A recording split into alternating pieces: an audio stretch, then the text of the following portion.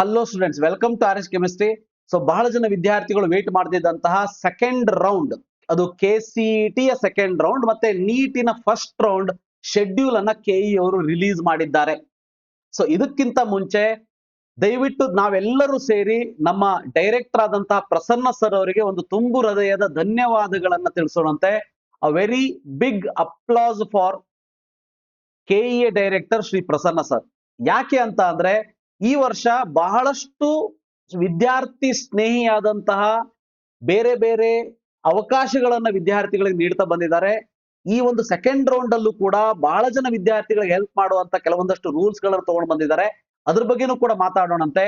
So ಮೊದಲನೇದಾಗಿ Prasanna sir ಅವರು ಅಂತಹ ಒಬ್ಬ IAS ಅಧಿಕಾರಿ, ಸ್ವಚ್ಛ ಕನ್ನಡದಲ್ಲಿ ಮಾತಾಡುವಂತ ಅಧಿಕಾರಿ ನಮಗೆ ಸಿಕ್ಕಿರೋದು ಬಹಳ ನಾವು ಅದೃಷ್ಟವಂತರು ಅಂತ ಹೇಳೋದಕ್ಕೆ ಇಷ್ಟಪಡ್ತೀನಿ. ಸೊ ಈ ಒಂದು ವಿಡಿಯೋವನ್ನು ನೋಡೋದಕ್ಕಿಂತ ಮುಂಚೆ ದಯವಿಟ್ಟು ನಾನು ಆಲ್ರೆಡಿ ಪದೇ ಪದೇ ಹೇಳ್ತೀನಿ, ಕೆಇಎ ವಿಕಾಸನ ಚಾನಲ್ ಏನಿದೆಯಲ್ವಾ, ಇದಕ್ಕೆ ಮೊದಲು ಸಬ್ಸ್ಕ್ರೈಬ್ ಮಾಡ್ಕೊಳ್ಳಿ. ಸೊ ಅದರಲ್ಲಿ 2 ತಾಸು ಹಿಂದೆ ಒಂದು ವಿಡಿಯೋವನ್ನ ಕೊಟ್ಟಿದ್ದಾರೆ, ಆ ವಿಡಿಯೋವನ್ನ ಕಂಪ್ಲೀಟ್ ಆಗಿ ನೋಡ್ಕೊಂಡು ಬನ್ನಿ. ಸೊ ದಟ್ ನಿಮಗೆ ಯಾವುದೇ ಡೌಟೇ ಇರೋದಿಲ್ಲ. ನಾನು ಹೇಳೋ ಅವಶ್ಯಕತೆ ಇಲ್ಲ, ಬೇರೆ ಯಾರು ಹೇಳೋ ಅವಶ್ಯಕತೆ ಇಲ್ಲ. ಅಷ್ಟು ಚೆನ್ನಾಗಿ ನೀಟಾಗಿ ಕನ್ನಡದಲ್ಲಿ ಎಕ್ಸ್ಪ್ಲೇನ್ ಮಾಡಿದ್ದಾರೆ. ದಯವಿಟ್ಟು ಅದನ್ನ ಮೊದಲು ನೋಡ್ಕೊಳ್ಳಿ. ನನ್ನ ವಿಡಿಯೋನ ಇಲ್ಲೇ ಸ್ಟಾಪ್ ಮಾಡಿ ಆ ವಿಡಿಯೋಕ್ಕೆ ಹೋಗಿ ಕೆಇಎ ವಿಕಾಸನ ಚಾನಲ್ ಟೈಪ್ ಮಾಡಿ, ಕೆಇಎ ವಿಕಾಸನ ಅಂತ ಹೇಳಿ. ಬೇರೆ ಬೇರೆ ಯಾರೋ ಯೂಟ್ಯೂಬರ್ಸ್ಗಳು ಈ ಕೆಇಎ ವಿಡಿಯೋವನ್ನ ಆಸ್ ಇಟ್ ಇಸ್ ತಮ್ಮ ಯೂಟ್ಯೂಬ್ ಚಾನಲ್ ಹಾಕೊಂಡು ವ್ಯೂಸ್ಗೋಸ್ಕರ ಮಾಡ್ತಾ ಇರ್ತಾರೆ. ಅವ್ರನ್ನ ನಂಬೇಡಿ. ಕೆಇಎ ವಿಕಾಸನ ಚಾನಲ್ಗೆ ಹೋಗಿ ಡೈರೆಕ್ಟ್ ಆಗಿ ಅಲ್ಲಿ ಹೋಗಿ ಏನ್ ಹೇಳ್ತಾ ಇದಾರೆ ಅನ್ನೋದನ್ನ ಕೇಳ್ಕೊಳ್ಳಿ. ಸೊ ಕೇಳಿದ ಮೇಲೆ ನನ್ನ ವಿಡಿಯೋವನ್ನ ಕಂಟಿನ್ಯೂ ಮಾಡಿ. ಎಸ್, ಆ ವಿಡಿಯೋದಲ್ಲಿ ಏನ್ ಹೇಳಿದಾರ ಅನ್ನೋದನ್ನ ನಾನು ಕೂಡ ಹೇಳ್ತಾ ಹೋಗ್ತೀನಿ. ಮೊದಲನೇದಾಗಿ ಶೆಡ್ಯೂಲ್ ಅನ್ನು ನೋಡ್ಬೇಡಂತೆ. ಸೊ ಅದಕ್ಕಿಂತ ಮುಂಚೆ ಕೆಇಎ ಒಂದು ವೆಬ್ಸೈಟ್ ಏನಿದೆ ಅದನ್ನ ಒಂದು 2-3 ದಿವಸದಿಂದ ಸರ್ವರ್ ಎರರ್ ಇತ್ತು. ಐ ಥಿಂಕ್ ಈ ಒಂದು ವೆಬ್ಸೈಟ್ ಅನ್ನ ಚೇಂಜ್ ಮಾಡೋದಕ್ಕೆ ಆ ರೀತಿ ಆಗ್ತಾ ಇದ್ದಿರಬಹುದು ಅಂತ ನನಗೆ ಈಗ ಅನಿಸ್ತಾ ಇದೆ. ಬಟ್ ಬಹಳ ಚೆನ್ನಾಗಿ ಖುಷಿ ಕೊಡುವಂತ ಒಂದು ಇಂಟರ್ಫೇಸ್ ಅನ್ನ ಕ್ರಿಯೇಟ್ ಮಾಡಿರುವಂತದ್ದು. ಸೊ ನೀವೇನು ಕನ್ಫ್ಯೂಸ್ ಆಗಬೇಡಿ, ಸರ್ ಏನ್ ಸರ್ ಇದು ನನಗೆ ಈ ರೀತಿ ಕೊಟ್ಬಿಟ್ರೆ ನನಗೆ ಗೊತ್ತೇ ಆಗೋದಿಲ್ಲ, ಕೆಇಎ ಎಲ್ಲಿ ನೋಡ್ಬೇಕು ಅಂದ್ರೆ CET ಸಂಬಂಧಪಟ್ಟಂಗೆ ಎಲ್ಲಿ ನೋಡ್ಬೇಕು, ನೀಟಿ ಸಂಬಂಧಪಟ್ಟಂಗೆ ಎಲ್ಲಿ ನೋಡ್ಬೇಕು ಅಂತ ಡೌಟ್ ಇದ್ರೆ ಜಸ್ಟ್ ಈ ರೀತಿ ಕೆಳಗಡೆ ಹೋಗಿ, ನೀವು ಮೊಬೈಲ್ ಅಲ್ಲಾದ್ರೂ ಅಷ್ಟೇ ಕೆಳಗಡೆ ಹೋಗಿ ಕೆಇಎ ಹೋಮ್ ಪೇಜ್ ಅಂತ ಇದೆ, ಕ್ಲಿಕ್ ಮಾಡಿ. ಸೊ ದಟ್ ನಿಮಗೆ ಮೊದಲಿನ ಒಂದು ಇಂಟರ್ಫೇಸ್ ಬರುತ್ತೆ. ಯಾಕಂದ್ರೆ ಮೊದಲಿನ ಒಂದು ಇಂಟರ್ಫೇಸ್ಗೆ ನಾವು ರೂಢಿ ಆಗಿರೋದಕ್ಕೆ ನಮಗೆ ಆ ಚೇಂಜಸ್ ಏನಿದೆ ಅದು ಹೊಸದಾಗಿ ಅನ್ನಿಸ್ತದ, ಸ್ವಲ್ಪ ಆಡ್ ಅಂತ ಅನ್ನಿಸ್ತದ. ಬಟ್ ಚಿಂತೆ ಮಾಡಬೇಡಿ, ಅದು ಕೂಡ ಬಹಳ ಚೆನ್ನಾಗಿದೆ. ಫೈನ್. ಇಲ್ಲಿ ಪ್ರವೇಶ ಅಂತ ಹೋಗಿ UGCET ಅಂತ ನೋಡಿ. ಇಲ್ಲಿ ನೋಡಿ 2ನೇ ಸುತ್ತಿನ ತಾತ್ಕಾಲಿಕ ಸೀಟು ಹಂಚಿಕೆ ಪಟ್ಟಿ. ಸೊ ಆಕ್ಚುಲಿ ಇದು ತಾತ್ಕಾಲಿಕ ಸೀಟು ಹಂಚಿಕೆ ಪಟ್ಟಿ ಅಲ್ಲ, ತಾತ್ಕಾಲಿಕ ಸೀಟ್ ಮ್ಯಾಟ್ರಿಕ್ಸ್ ಅಂತ ಆಗ್ಬೇಕು. ಸೊ ಮೇಲ್ಗಡೆ ಹೆಡ್ಡಿಂಗ್ ಹಾಕೋರು ಸ್ವಲ್ಪ ರಾಂಗ್ ಮಾಡಿದ್ದಾರೆ, ಬಟ್ ಅದನ್ನ ತಿದ್ಕೋತಾರೆ, ಚಿಂತೆ ಮಾಡಬೇಡಿ. ಸೊ ಅದೇ ರೀತಿ ನಿಮಗೆ ಇಲ್ಲಿ ಸಂಚಿಕೆ ವೇಳಾಪಟ್ಟಿಯನ್ನು ಕೊಟ್ಟಿದ್ದಾರೆ. 2ನೇ ಸೀಟಿನ ವೇಳಾಪಟ್ಟಿಯನ್ನು ಕೊಟ್ಟಿದ್ದಾರೆ. ಅದು ಏನ್ ನಡೀತದೆ ಅನ್ನೋದನ್ನು ಕೂಡ ಹೇಳಿದ್ದಾರೆ. ಇನ್ನು ನೀಟಿಗೆ ಸಂಬಂಧಪಟ್ಟನ್ನು ಕೂಡ ಸೊ ಇಲ್ಲಿ ಹಂಚಿಕೆ ವೇಳಾಪಟ್ಟಿ ಅಂತ ಕೊಟ್ಟಿದ್ದಾರೆ, ಬಟ್ ವೇಳಾಪಟ್ಟಿ ಅಲ್ಲ. ಸೊ ಸಾರಿ, ವೇಳಾಪಟ್ಟಿ ಕರೆಕ್ಟ್, ಆದ್ರೆ ಇಲ್ಲಿ ತಾತ್ಕಾಲಿಕ ಸೀಟ್ ಮ್ಯಾಟ್ರಿಕ್ಸ್ ಇಲ್ಲಿ ಕರೆಕ್ಟ್ ಆಗಿದೆ. ಮೆಡಿಕಲ್ ಮತ್ತೆ BDS ಗೆ MBBS BDS ಗೆ ತಾತ್ಕಾಲಿಕ ಸೀಟ್ ಮ್ಯಾಟ್ರಿಕ್ಸ್ ಅನ್ನು ಕೂಡ ರಿಲೀಸ್ ಮಾಡಿದ್ದಾರೆ.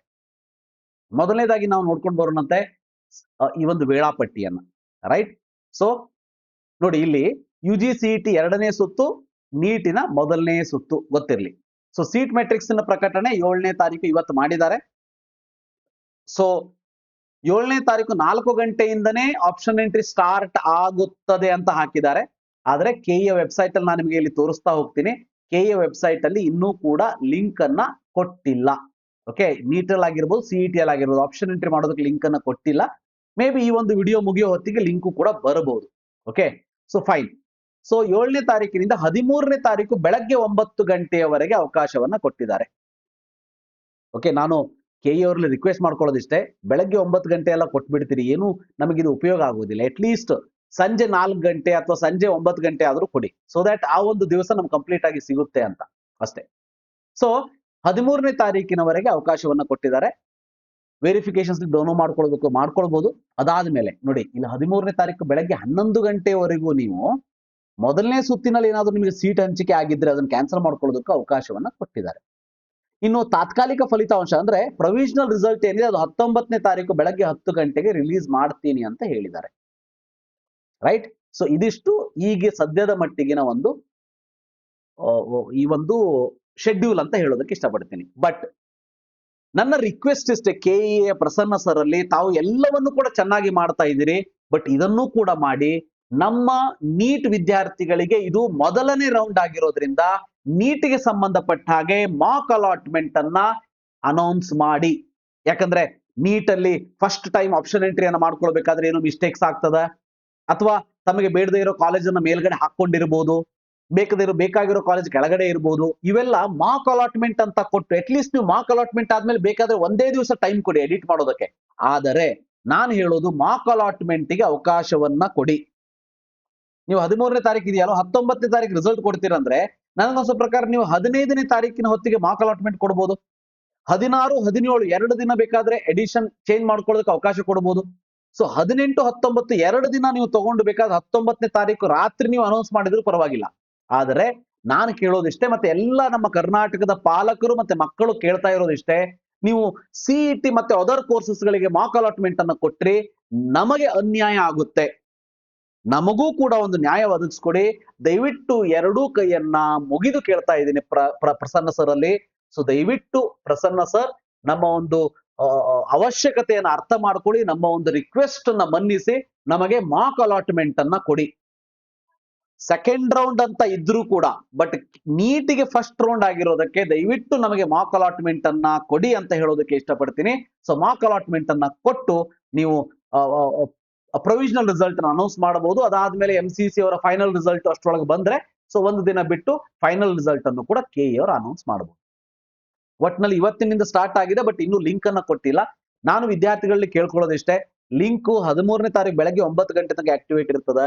ಸೊ ಲಾಸ್ಟ್ ಮೂಮೆಂಟ್ ತನಕ ವೇಟ್ ಮಾಡೋದು ಬೇಡ. ಅಟ್ಲೀಸ್ಟ್ ಕೊಟ್ಟ ತಕ್ಷಣನೂ ಮಾಡ್ಕೊಳ್ಳೋದಕ್ಕೆ ಹೋಗ್ಬೇಡಿ. ನಿಮ್ಮ ಎಲ್ಲ ಪ್ರಿಪರೇಷನ್ ಅನ್ನ ಮಾಡ್ಕೊಳ್ಳಿ, ಆಪ್ಷನ್ ಎಂಟ್ರಿಗೆ ಎಲ್ಲ ರೆಡಿ ಮಾಡ್ಕೊಳ್ಳಿ, ಆಪ್ಷನ್ ಎಂಟ್ರಿಯನ್ನ ಮಾಡ್ಕೊಳ್ಳಿ. ಇದು ಮೊದಲನೇ ಪಾಯಿಂಟ್. ಇನ್ನು ಎರಡನೇದಾಗಿ KEಯಲ್ಲಿ ಆಲ್ರೆಡಿ ಸೀಟ್ ಮೆಟ್ರಿಕ್ಸ್ ಅನ್ನು ರಿಲೀಸ್ ಮಾಡಿದ್ದಾರೆ. ಇಂಜಿನಿಯರಿಂಗ್ ಸಂಬಂಧಪಟ್ಟಾಗೇನು ಮಾಡ್ತಾ ಇದ್ದಾರೆ, ಪ್ಲಸ್ ನೀಟ್ ಸಂಬಂಧಪಟ್ಟಾಗೇನು ಮಾಡ್ತಾ ಇದ್ದಾರೆ. ಆದ್ರೆ ನೀಟಿಗೆ ಸಂಬಂಧಪಟ್ಟ ಹಾಗೆ BIMS ಕ್ಲಿಯರ್ ಆಗಿ ವಿಡಿಯೋದಲ್ಲಿ ಹೇಳಿದ್ದಾರೆ, ಇನ್ನೂ ಕೂಡ ಗೌರ್ಮೆಂಟ್ ಇಂದ ಬಂದಿಲ್ಲ. ಆ ಕಾರಣಕ್ಕೆ BIMS BHMS ಆಡ್ ಆಗಿಲ್ಲ. ಬಟ್ ಡೆಂಟಲ್ ಮತ್ತೆ ಮೆಡಿಕಲ್ ಗೆ ಸೀಟ್ ಮೆಟ್ರಿಕ್ಸ್ ಅನ್ನು ರಿಲೀಸ್ ಮಾಡಿದ್ದಾರೆ. ಸೊ ಇಲ್ಲಿ ಫೀ ಸ್ಟ್ರಕ್ಚರ್ ನ ರಿಲೀಸ್ ಮಾಡಿಲ್ಲ, ಅದನ್ನು ಕೂಡ ರಿಲೀಸ್ ಮಾಡ್ತಾರೆ. ಸ್ವಲ್ಪ ವೇಟ್ ಮಾಡಿ. ಸೊ ದಟ್ ಫೀ ಸ್ಟ್ರಕ್ಚರ್ ಗೊತ್ತಾಯ್ತು ಅಂದ್ರೆ ಒಂದು ಕ್ಲಿಯರ್ ಐಡಿಯಾ ಸಿಗುತ್ತೆ. ಸೊ ಸೀಟ್ ಮೆಟ್ರಿಕ್ಸ್ ಅಲ್ಲಂತೂ ಆಲ್ರೆಡಿ ಏನು ಸೀಟ್ ಜಾಸ್ತಿ ಆಗಿದೆ ಅಂತ ನಮ್ದೇನು ಎಕ್ಸ್ಪೆಕ್ಟೇಷನ್ ಇತ್ತು ಅವೆಲ್ಲ ಸೀಟ್ಗಳು ಕೂಡ ಆಡ್ ಆಗಿದೆ, ಚಿಂತೆ ಮಾಡಬೇಡಿ. ಇನ್ನು ವಿಡಿಯೋದಲ್ಲಿ ಏನ್ ಹೇಳಿದಾರ ಅನ್ನೋ ಒಂದು ವಿಷಯಕ್ಕೆ ಬಂದ್ರೆ, ಸಿಇಟಿ ಬಗ್ಗೆ ಹೇಳೇ ಇಲ್ಲ ಅಂತ ನೀವು ಬೇಜಾರಾಗಬೇಡಿ. ಸಿಇಟಿಯು ಕೂಡ ನಾನು ಈಗ ಏನ್ ಹೇಳಿದೀನಿ ಅದೇ ಅಪ್ಲೈ ಆಗ್ತದೆ. ಸೊ ಇಲ್ಲೂ ಕೂಡ ನೀವು ನೋಡ್ಬೋದು, ಇಲ್ಲಿ ತಾತ್ಕಾಲಿಕ ಸೀಟು ಹಂಚಿಕೆ ಪಟ್ಟಿ ಅಲ್ಲ, ಇದು ಸೀಟ್ ಮೆಟ್ರಿಕ್ಸ್ ರಿಲೀಸ್ ಮಾಡಿದ್ದಾರೆ. ಇನ್ನೂ ಕೂಡ ರಿಲೀಸ್ ಆಗ್ಬೇಕು. ಇಂಜಿನಿಯರಿಂಗ್ BPT ಇಷ್ಟೇ ಮಾಡಿದ್ದಾರೆ, ಇನ್ನೂ ಕೂಡ ರಿಲೀಸ್ ಆಗ್ಬೇಕು. ಇನ್ನು ಫಾರ್ಮಾ ಡಿ ಬಿ ಫಾರ್ಮಾ ಸಂಬಂಧಪಟ್ಟಾಗ ಇದು ಫಸ್ಟ್ ರೌಂಡ್ ಅಲ್ಲಿ ಆಡ್ ಆಗಿರ್ಲಿಲ್ಲ, ಬಟ್ ಸೆಕೆಂಡ್ ರೌಂಡ್ ಅಲ್ಲಿ ಆಡ್ ಆಗಿದೆ. ನೀವು ಇದನ್ನು ಕೂಡ ಆಡ್ ಮಾಡ್ಕೋಬಹುದು. ಎಸ್ ಮೈ ಡಿಯರ್ ಸ್ಟೂಡೆಂಟ್ಸ್, ಈಗ ನಾನು ಹೇಳೋದಕ್ಕೆ ಹೊರಟಿರುವಂತದ್ದು KE ಡೈರೆಕ್ಟರ್ ಅವರು ತಮ್ಮ ಒಂದು ವಿಡಿಯೋದಲ್ಲಿ ಏನೆಲ್ಲ ಇಂಪಾರ್ಟೆಂಟ್ ಪಾಯಿಂಟ್ ಗಳನ್ನು ಹೇಳಿದ್ದಾರೆ. ಸೊ ಒಂದು 2-3 ಪಾಯಿಂಟ್ ಅನ್ನು ನಾನು ಹೇಳ್ಬಿಡ್ತೀನಿ. ಬಹಳ ಖುಷಿಯ ವಿಚಾರ KE ಡೈರೆಕ್ಟರ್ ಹೇಳಿರುವಂತದ್ದು. ಸೊ ಮೊದಲನೇದಾಗಿ ನಿಮಗೆಲ್ಲ ಗೊತ್ತೇ ಇದೆ, ಯಾರ್ಯಾರು KCET ಫಸ್ಟ್ ರೌಂಡ್ ಅಲ್ಲಿ ಪಾರ್ಟಿಸಿಪೇಟ್ ಮಾಡಿದ್ರು ಅವರಿಗೆ ಗೊತ್ತಿತ್ತು ಸೆಕೆಂಡ್ ರೌಂಡ್ಗೆ ಬಂದಾಗ ಯಾವುದೇ ಹೊಸ ಕಾಲೇಜಸ್ ಗಳನ್ನ ಆಡ್ ಮಾಡ್ಕೊಳ್ಳೋದಕ್ಕೆ ಕೊಡ್ತಿರ್ಲಿಲ್ಲ.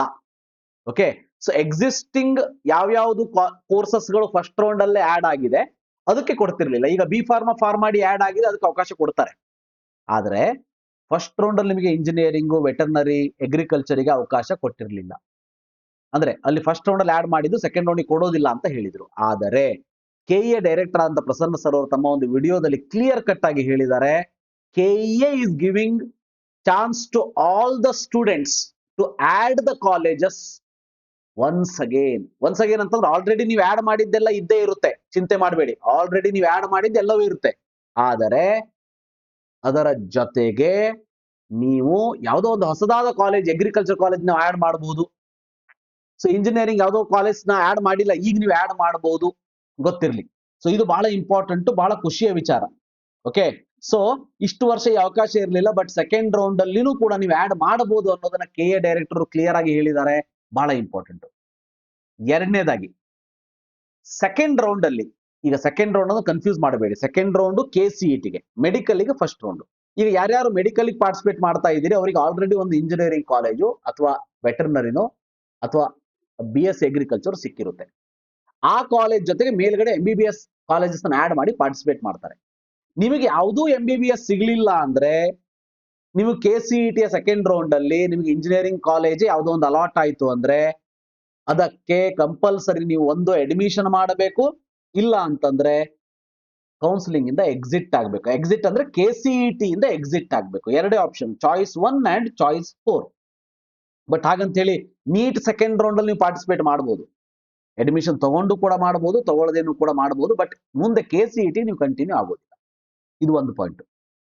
ಸೊ ಆದರೆ ಈಗ ಸೆಕೆಂಡ್ ರೌಂಡ್ ನೀಟ್ ನಡೀತಾ ಇದೆ ಅಲ್ವಾ, ಅಂದ್ರೆ ಫಸ್ಟ್ ರೌಂಡ್ ನೀಟ್ ನಡೀತಾ ಇದೆ. ಓಕೆ, ಫಸ್ಟ್ ರೌಂಡ್ ನೀಟ್ ಆಗಿರೋದ್ರಿಂದ ನೀಟ್ ಅಲ್ಲಿ ನಿಮಗೆ ಯಾವುದೇ ಸೀಟ್ ಸಿಕ್ಕರೂ ಕೂಡ ನಿಮಗೆ 4 ಚಾಯ್ಸ್ ಗಳನ್ನ ಅವಕಾಶ ಕೊಡುತ್ತಾರೆ. ಅರ್ಥ ಆಯ್ತಾ? 4 ನಿಮಗೆ ಚಾಯ್ಸ್ ಅನ್ನ ಕೊಡ್ತಾರೆ. ನೋಡಿ, UG ನೀಟ್ ಕೋರ್ಸ್ಗಳಿಗೆ ಮೊದಲ ಸುತ್ತು ಸೀಟ್ ಹಂಚಿಕೆ ಆಗಿರೋದ್ರಿಂದ 4 ಚಾಯ್ಸ್ ಗಳನ್ನ ಕೊಡ್ತೀವಿ. ಆದ್ರೆ ಇವೆಲ್ಲ ಕೋರ್ಸಸ್ಗಳಿಗೆ ಇಂಜಿನಿಯರಿಂಗ್, ಆರ್ಕಿಟೆಕ್ಚರ್ ಕೂಡ ಈಗ ಫಸ್ಟ್ ರೌಂಡ್, ಕೃಷಿ ವಿಜ್ಞಾನ, ವೆಟರ್ನರಿ, ಫಾರ್ಮಸಿ ಇವೆಲ್ಲದಕ್ಕೂ ಕೂಡ ಚಾಯ್ಸ್ 1 ಮತ್ತೆ ಚಾಯ್ಸ್ 4 ಎರಡೇ ಆಪ್ಷನ್ ಅನ್ನ ಕೊಡ್ತಾರೆ. ಗೊತ್ತಿರಲಿ, ಚಾಯ್ಸ್ 1 ಅಂದ್ರೆ ಅಡ್ಮಿಷನ್ ಮಾಡಬೇಕು, ಚಾಯ್ಸ್ 4 ಅಂದ್ರೆ ಎಕ್ಸಿಟ್ ಆಗ್ಬೇಕು. ಎಕ್ಸಿಟ್ ಅಂದ್ರೆ KCET ಇಂದ ಎಕ್ಸಿಟ್, ಬಟ್ ನೀಟ್ಗೆ ಕಂಟಿನ್ಯೂ ಆಗ್ಬೋದು.